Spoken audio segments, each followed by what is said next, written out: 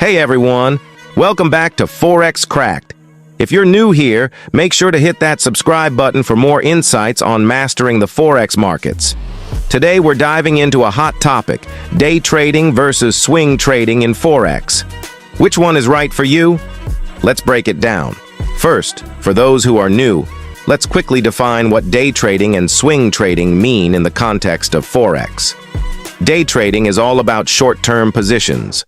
You open and close trades within the same day, no overnight holds. Day traders capitalize on small intraday price movements, often placing multiple trades in a single day. It's fast-paced and requires a lot of attention. You'll need to stay glued to your screen to react quickly to market changes. On the other hand, swing trading takes a more patient approach.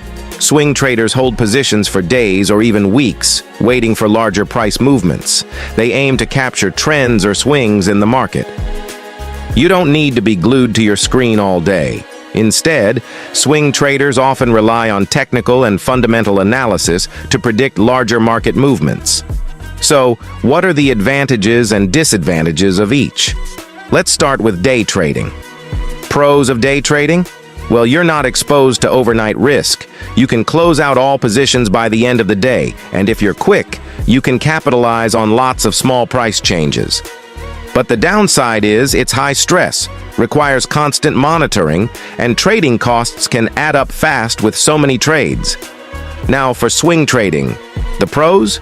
You have more time to analyze trades, it's less stressful, and trading fees can be lower because you're making fewer trades. However, you do face overnight risk, and your capital can be tied up in trades for longer, which means slower profits compared to day trading. So, how do you decide which style is better for you?